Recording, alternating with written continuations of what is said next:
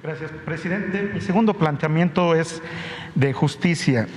Hace unos días fue captado Raimundo Collins, el exdirector del Instituto Nacional, perdón, del INVI de aquí de la Ciudad de México, en Washington, y con total cinismo dijo, pues vayan y pregunten a México, ¿no? También tenemos otro especialista que, por cierto, si andan faltando especialistas lo pueden traer, a Ricardo Anaya, que ayer lo llamó esquizofrénico. Yo no sé si es psiquiatra para emitir un juicio médico. También tenemos al juez Gómez Fierro, que le otorga un amparo a la empresa Iberdrola. Presidente, la gente ya está harta de esta impunidad, donde vemos que están en otros países, los localizamos o los localizan las compañeras periodistas o sabemos dónde están, y el Poder Judicial parece que está pasando de noche. Presidente, la pregunta directa sería si usted mandaría una reforma judicial, porque de verdad estos jueces, como dice el pueblo, porque nos los han dicho nosotros, se hacen llamar autónomos, pero no son autónomos del dinero del pueblo, ¿no? Porque se les está pagando con recursos del pueblo. Entonces, por ejemplo, ¿qué hacer con estos jueces que, repito, con el caso de Raimundo Collins, que dice que pues mandan a los reporteros a preguntar a México para ver si lo van a detener, ¿no? Y con total cinismo se anda paseando allá en Washington. O sea, ¿qué pasa con estos personajes y qué pasa con el Poder Judicial, presidente? Sabemos que hay una separación de poderes, pero ¿usted mandaría una reforma judicial para que estos casos también dejen de verse con total cinismo por parte de estos que robaron a México? No, pero mire, yo siento que servidores públicos del Ejecutivo, del Legislativo, del Judicial, no gozan o no deben de gozar de impunidad. Si hay delitos o se demuestra de que hay corrupción en un juez, para eso es el Consejo de la Judicatura y se puede presentar una denuncia.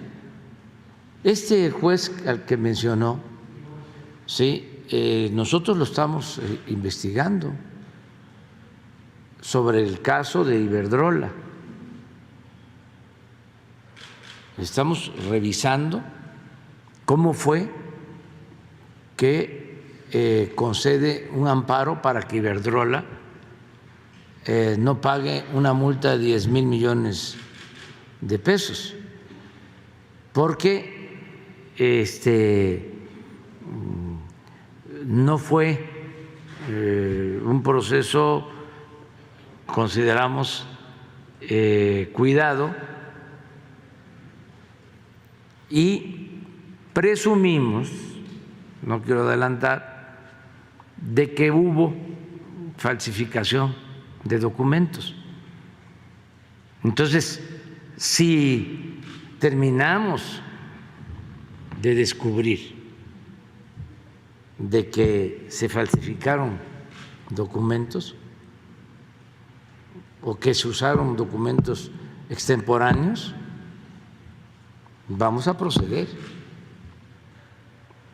legalmente. Y eso es lo que tenemos que hacer en todos los casos, cero impunidad. Y no porque es un juez o es un magistrado o es un ministro o es el presidente, no se va a poder denunciar si se está afectando el interés general o se está haciendo o cometiendo una injusticia. Entonces, todos tenemos que participar en limpiar, en purificar la vida pública, y tenemos que seguir avanzando en este propósito. Yo soy más partidario de que la reforma del Poder Judicial surja al interior del Poder Judicial a que sea con una iniciativa para cambiar la Constitución y reformar de esa manera el Poder Judicial.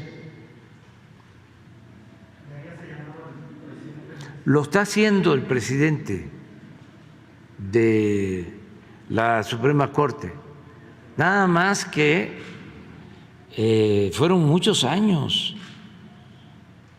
de dominio de la corrupción, imperó durante mucho tiempo la corrupción, décadas. Bueno, hasta se le aplaudía a los corruptos, robaban y ni siquiera perdían su respetabilidad y se veía como algo normal.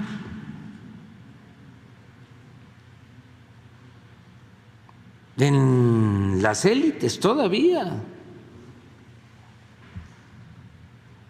hay esa mentalidad de cómo hacemos negocios, léase tranzas, al amparo del poder público, cómo conseguimos un contrato,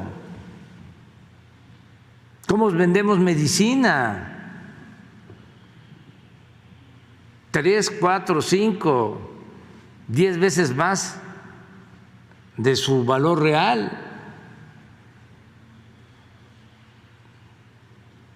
Así estaba todo podrido. Ahora nos toca esto que estamos haciendo con la salud pública, tiene que ver con los que no tienen seguridad social. Pero imagínense lo que tenemos que hacer, que ya se inició, porque la pandemia nos impidió avanzar desde el principio, en el ISSSTE. El ISSSTE lo dejaron como un cascarón. Imagínense que está una clínica del ISSSTE, pero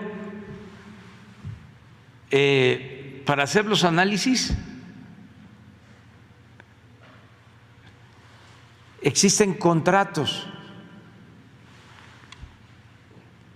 están subrogados todos los servicios, los bancos de sangre, todo privatizado. Y detrás, quienes fueron funcionarios del ISSSTE, finísimas personas, mafias. Entonces, se están venciendo los contratos y vamos, es como nacionalizar de nuevo, regresar a lo público, lo que ya habían entregado a particulares, a políticos corruptos por influyentismo. Y los servicios de pena avergüenzan. Y esto llevó también a que mucho personal, no todos afortunadamente, se deshumanizaran, porque si están viendo el atraco, el desorden, el robo de directivos, de líderes sindicales, pues ellos también. Entonces, tienen una paciente que ya deben de atender porque necesita dar a luz. No, todavía no. Todavía no. Váyase y ya luego regresa. A esos extremos. Y de repente sale un doctor, una doctora sensible, no, hay que atenderla ya, urge. Y nace la criatura de milagro.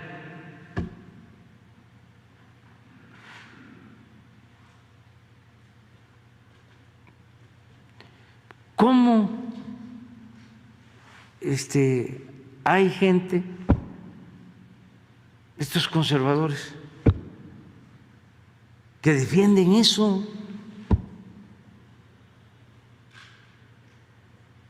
Porque según ellos estaba mejor antes.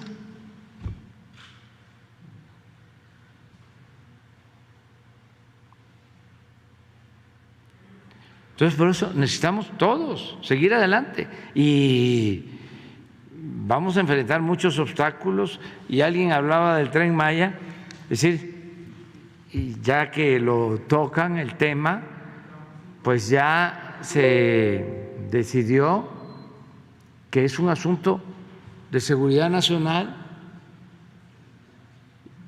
y que no por los intereses de un grupo de corruptos y de pseudoambientalistas vamos a detener una obra que es en beneficio del pueblo y que además ya el tiempo que se llevaba parada nos estaba significando un alto costo al presupuesto, que es dinero del pueblo, nada más por intereses políticos de estos conservadores corruptos. No, son obras públicas y no podemos aceptar que los intereses de grupos, de facciones, se sitúen por encima del interés general. Eso correspondía a la época del neoliberalismo.